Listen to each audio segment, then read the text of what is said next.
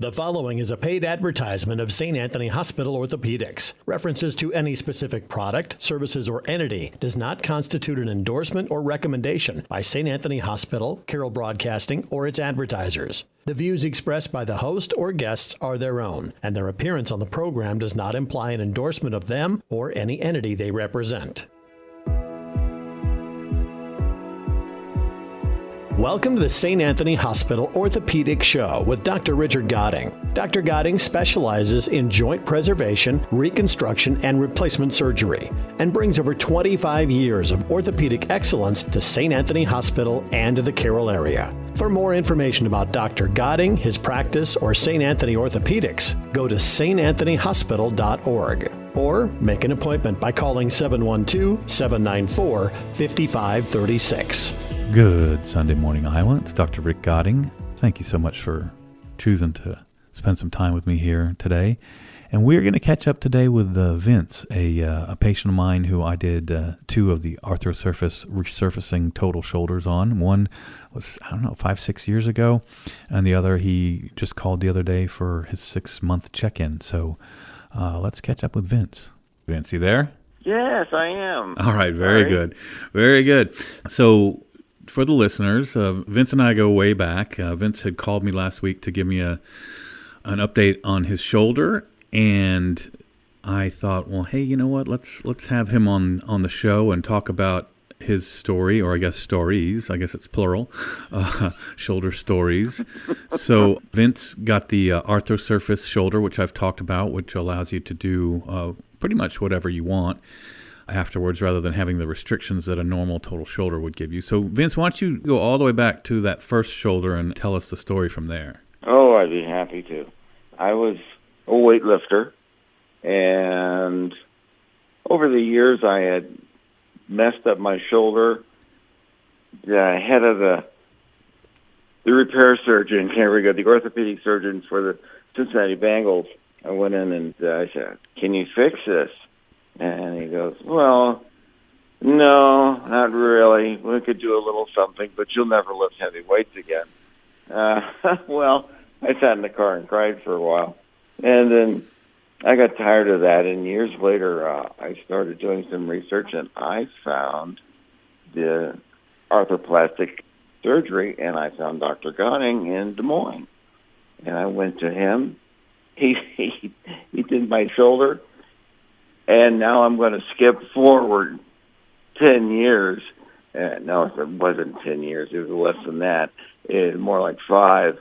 And last summer I moved shoveling with my right hand 2.5 tons of dirt in a day. And then I moved it around the yard, spreading it out the next day. And that's using my right hand to shovel. So there's nothing wrong with that shoulder at all. So next comes, they did some x-rays on my neck, and while they were doing it, they caught some of the shoulder in my left. And they said, "You have stage 4 arthritis in your shoulder." Well, I don't have any pain or restrictions, but if you say I've got stage 4, okay. So I sent some of the information to Dr. Godding, and he goes, "Oh, yeah, come on in. Let's take a look at this." And went in. He set me up with an appointment. Oh, my gosh, it was a quick appointment.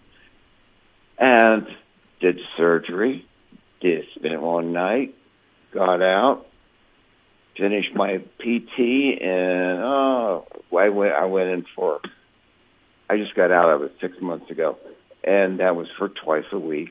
And my PT, I got to tell you this, my PT was totally unfamiliar with arthroplastic. Arthrosurface. Arthrosurface, yes. Right. Yep. And he would set a limit, and I said, no, you don't understand. This isn't like the total shoulders you're accustomed to. Well, what do you mean? I said, well, it's done for power lifters as well as anybody else. Yeah. And then we got to the point to where we were using the weights. And he goes, "Girl, didn't that hurt?" No. They're awful strong for somebody who just had a shoulder repaired, a total shoulder. Well, no, that's the way the surgery works.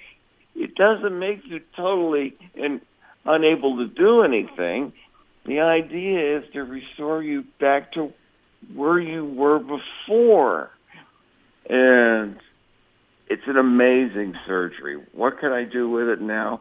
Well, Dr. Godding told me 10 pounds, and I can't tell you that occasionally you get used to using both arms, right? Well, I go out and I start working in the yard, and I'm starting to pick up stuff that weighs 20, 30 pounds. Am I pressing it? No. Am I curling it up? A little bit. Do I feel anything? A little soreness. So, but the 10 pounds was just really for the more recent shoulder, because the first shoulder we did 5 years ago, I mean, you shouldn't have any limitations on that. And then you've been doing Hapkido, which is a martial art, this whole time as well, too, right? Oh, yes. The Hapkido, what they have done for me is to adjust it to my body limitations, because I've had lots of other surgeries. Right. So let's say the first shoulder was, I think you're right, probably 6 or 7 years ago, actually, if I start thinking about it. And then I believe, so we're 6 months out on the second shoulder, and you're basically back to doing everything you want to do and a lot of things that you couldn't do, right? So I'm living a normal life. Yeah. Yeah. And that includes being able to play my organ, 2 columns, and I can go back and forth. And unfortunately, my wife knows that I can put dishes away now. Yeah. Well, good. I just kind of wanted to catch up with you, because it's always nice to hear from patients that have been out a while, like this shoulder replacement. You know, we're 5 years out of the first, 5 or 6 years from the first one, and 6 months from the second one. And you're just out there doing everything you want without any restrictions and without any pain, and the things that used to bother you, like reaching up to that second platform on the organ and things like that, are so much better. And I just sometimes it's just nice to hear it from people who have experienced it. So thank you, I appreciate that. No, thank you, Dr. Godding. All right, Vince. Well, I appreciate you coming on, and we'll catch up with you next time you're due. Okay. All right. Thank you, sir. Yep, very Bye-bye. good. Thank you. So there's Vince. Vince is, he came from basically the border of Illinois over in Bettendorf. And first he came to Des Moines, and then he wanted to have his second one done.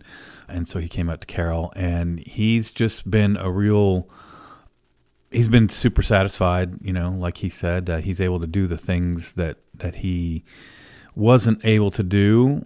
And a lot of people, when they hear shoulder replacement, and rightly so, because the standard shoulder replacements, most surgeons are going to be having you, like if I was doing a regular shoulder replacement for whatever reason, if I did not the arthrosurface, which is the one that I do, and we'll talk a little bit more about the differences of that. But if I was to do a normal shoulder replacement for whatever reason, I haven't done one of those in a long time, because I believe the arthrosurface is so much better.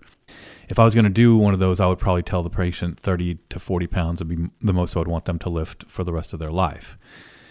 And there's some details about the design of the arthrosurface shoulder that make it where that is necessary. So first would be the two things that differentiate the arthrosurface shoulder replacement. And it is a shoulder replacement, but it's a resurfacing type of shoulder replacement. But any shoulder replacement, any joint replacement, the idea is to resurface that joint. That's what a joint replacement is. You are taking off the broken, diseased cartilage on the end of the joint, and that is what arthritis is. Arthritis is the broken down cartilage on the end of a joint.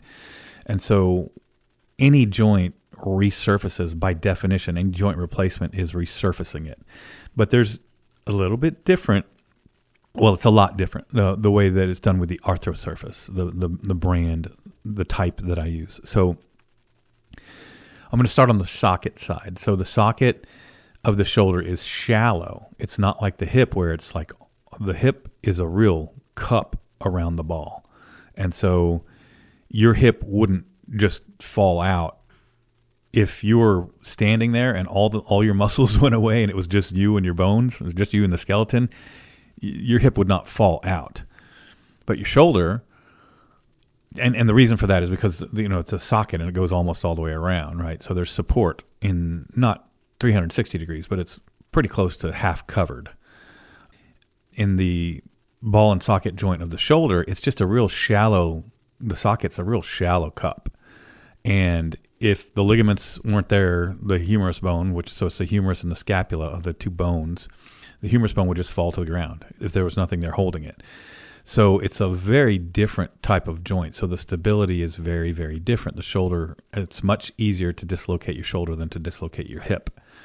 You almost never see, the only time you could ever see a hip dislocate, it would be like a really, really high energy, an auto accident or bike versus car. I mean, theoretically, you could do it in sports, but you just don't see it. The shoulder, though, you could fall down and put your hand out to stop you and your shoulder could dislocate. And it's pretty rare, but it does happen. But anyway, so it's a much less stable joint. And so that's because the socket side is very shallow. So starting with the normal way that we do a shoulder replacement is you put a plastic cap on the entire socket. So you just recover the whole socket with a plastic cap. So there's some sort of a stem that goes in to the socket and you shave the bone down, and then there's multiple different ways of doing it. Some of them are glued, some of them are what we call press fit. But the socket is completely covered with a plastic liner. And so you're bearing the entire force of any motion of that surgery onto the plastic liner.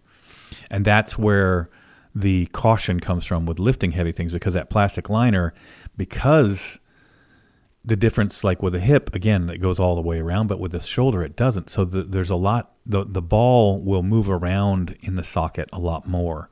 And because of that, it does what's called edge loading. So it goes out to the edge of the socket and it pushes, and that kind of makes, they call it a rocking horse effect. I know this is kind of hard to conceptualize, but if you looked at a teacup and a saucer, the hip socket is like a teacup. The shoulder socket is like a saucer. So it's really pretty well flat with just some curves up at the edges. And if you resurface that entire saucer, that's what the normal shoulder replacement does. In the arthro surface, we take the middle of the saucer out and we put a plastic there. And so you have a rim of your own bone and cartilage that helps maintain stability and doesn't wear out as fast, and it has a less likelihood of failing over time. Now, on the ball side, we don't cut the entire head off. We just shave the head down a little bit, and then we put a cap on top of that shaved bone. Whereas with a normal one, we cut the entire head off and put a stem down the bone, and then the head is resting on that stem. There are some newer stemless ones. The arthro surface would count as what we call a stemless total shoulder, because there's no real stem going down the bone. There's a little bit of a screw, but that just really stays in the head, which is preserved and maintained. And even not all the stemless ones are resurfacings either. Some of them you do cut the whole head off, and then you put the head and short stem on. They call them stemless. There's a little bit of a stem. But the point is, with the arthro surface, you retain almost all of your bone. We take off just a little tiny bit of bone, whereas on the regular total shoulder, you cut the entire head off. So that is good for bone preservation, obviously. It's good for, what happens if something goes wrong? Down the line, if you have to redo it, you have so much more bone. But the big difference is on the glenoid or the socket side, because what that allows you to do is that's the part that allows you to go do your hapkido and your weightlifting and your, moving dirt and things like that, like Vince was talking about, because what it's called is a load sharing device. So again, go back to the saucer analogy. If the entire saucer is covered with plastic, that's your normal shoulder replacement. That plastic is bearing all of the load of the shoulder joint. Whereas if you cut a little hole in the saucer and put some plastic in it, but the rest of the saucer was still there, that's called load sharing. Okay. I hope I'm explaining this. It's a little tough, but if you go online and you go to ArthroSurface, ARTHRO, ArthroSurface, SURFACE. If you Google ArthroSurface shoulder, you'll see the design, and you can compare it to other shoulders, and you can see how much less invasive it is and what that really means with the load sharing device. But just suffice it to say that the load sharing aspect of it is what really differentiates itself.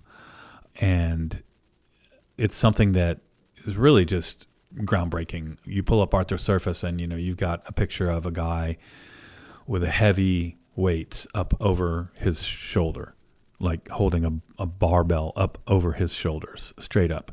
A thing that you most likely would be told you could never do again if you had a standard total shoulder. Now, recently, some doctors have become a little bit more, begun to allow their patients to do a little bit more, but I don't know anybody who is doing a total shoulder and saying, hey, you can do whatever you want. You have no restrictions. At least I'm not aware of that. That's kind of not what the manufacturers recommend, and that's not, whereas ArthroSurface, you pull right onto their website and there's a guy with heavy weights up over his shoulder. So it just, and that's the reason I started using it, frankly, was because I always want to do, well, what would I do? I'm 55 now, just turned this week, actually, so I guess I'm officially a senior citizen. What would I do at 55? Or, at 50 or 48? And some people do need shoulders at those ages. Well, there's no way in the world I would do something even today that would give me a permanent restriction on what I could do. I just wouldn't do that. And so I was looking for an option for that, and I found the ArthroSurface, and the patients have been quite happy. So I just wanted to run that through, and Vince had called me last week and left a message, and I said, why don't you just come on the show? And he said that he would. So that was always fun catching up. And so, yes, I'm officially 55, which I think makes me a senior citizen, which is, it's crazy. Because I can remember my grandpa when I was young. He probably was about my age. Now, he was an older 55.